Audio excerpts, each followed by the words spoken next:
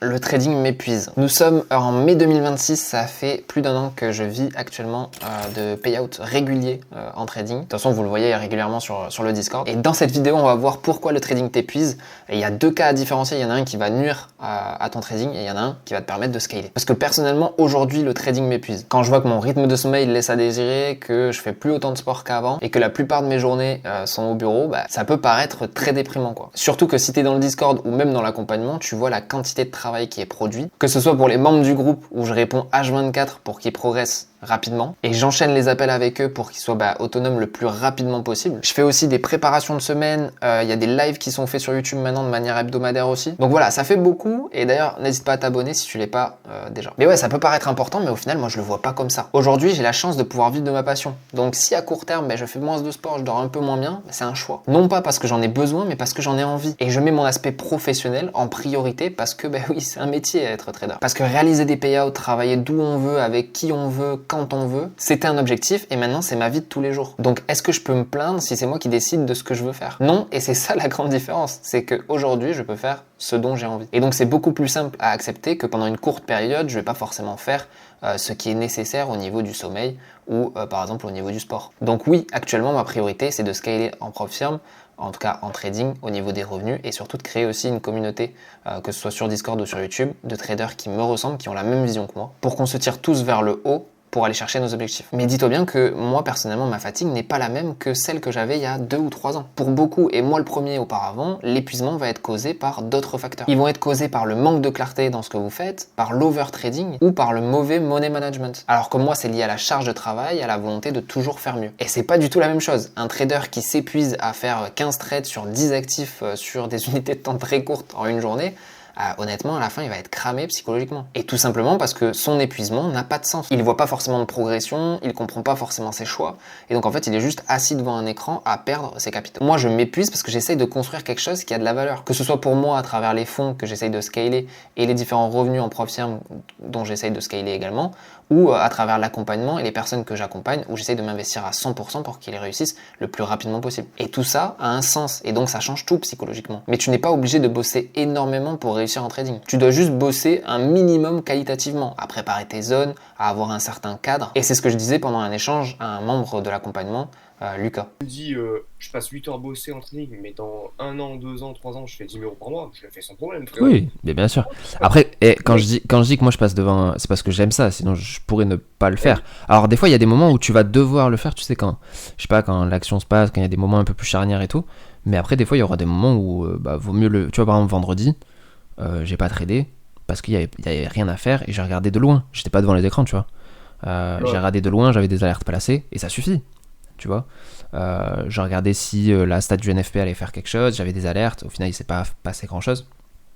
Ben voilà, du coup j'ai quand même profité de ma journée, tu vois, pour faire d'autres choses. Et dans ce cadre-là, tu vois, tu peux le faire vraiment sur toute la semaine. C'est juste que des fois quand tu vas avoir des zones qui vont être importantes, comme cette semaine j'en ai eu, mardi, il y a eu des zones importantes, il y a eu des points sur lesquels tu as envie d'exceller, entre guillemets, tu as envie que ton plan se réalise de la meilleure des manières, forcément tu vas passer un peu plus de temps sur le graphique pour définir tes meilleures zones, définir par exemple en fonction de ce que te propose le marché, de manager ton trade à la perfection, tu vois. Et ça c'est quand tu es plus expérimenté. Quand je regarde, tu vois, Gabriel ce qu'il fait, Gabriel je lui demande d'analyser le graphique 3 fois par jour. C'est juste pour gagner de l'expérience, mais à terme il pourra le faire 2 fois. Il fait à 9h le matin quand il se lève, avant la session de Londres.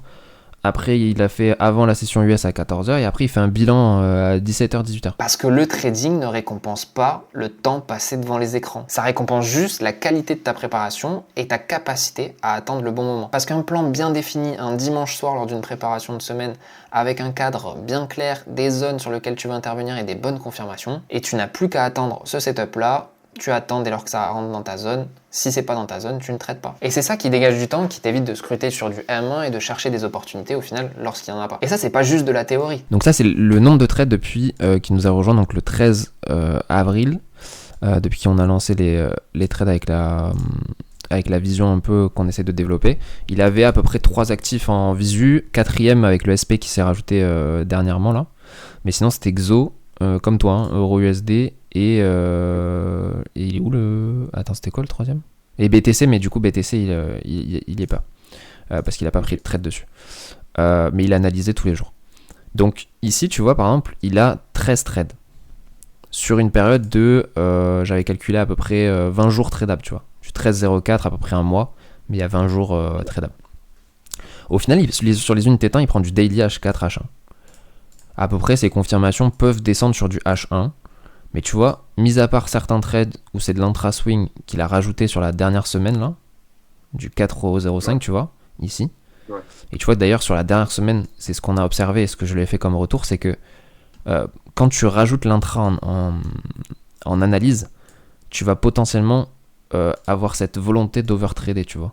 Quand tu vois cette vidéo avec Gabriel à 13 RR, c'est exceptionnel et je vais être honnête avec vous. Ce sera pas toujours comme ça et même lui il le sait. Mais ce qui m'intéresse dans ce cas-là, c'est pas forcément les chiffres, c'est plutôt le contexte. Il a beau avoir pris beaucoup de trades ce mois-ci, la majorité reste qualitative. Comment je peux le savoir? Parce que déjà il n'était pas H24 devant ses écrans à prendre des trades sur des unités de temps très courtes. La plupart de ses trades sont sur du H1, H4 et que la plupart du temps c'est backé par des zones qui sont attendues par en fait une analyse qui est constante. Quand je dis constante, c'est 1, 2, 3 fois par jour. C'est pas énorme. Il prépare sa semaine, il attend ses zones, il a un avantage concurrentiel, il exécute, il a le résultat. C'est tout simple. Mais même moi, je vais te montrer un exemple très concret. Personnellement, je vais aller trader en intra sur du gold pour aller chercher encore plus de performance et scaler mes capitaux. Sur du M15, du M5, sur le gold, ça me demande forcément d'être un peu plus devant les écrans, d'attendre les meilleurs points d'entrée, de travailler mes zones. Et ça me demande plus de temps. Donc forcément, psychologiquement, ça peut plus vite me cramer, ça peut plus vite me fatiguer. Et donc en fin de semaine, tu peux être amené à prendre de mauvaises décisions. Alors que si tu compares à un plan comme Euro-USD, où en fait on a travaillé depuis déjà quelques semaines lors des préparations de semaine, sur ce plan-là, sur des zones d'intérêt en semaine, en weekly, où on voulait vraiment intervenir à la vente, et là ça nous donne raison 10 ou 15 jours après, mais au final c'est là où tu fais ta perf, et limite j'avais oublié le trade. Et c'est pour te dire qu'il y a une différence entre les deux, où il y en a un où je me prends pas du tout la tête parce que tout est défini en amont, et j'ai juste à mettre des alertes, et dès lors que l'alerte est sonnée comme ce matin, en fait je vais mettre soit à break-even, soit je vais manager ma position. Et donc ces deux étapes psychologiques sont complètement différentes parce que tu en as un qui va te demander peut-être un peu plus de gestion au niveau des émotions et quand tu débutes, t'es pas en capacité de gérer des bougies en M5, M15 ou en tout cas de rester devant les écrans pendant un certain temps sans jouer sur les biais psychologiques comme l'overtrading.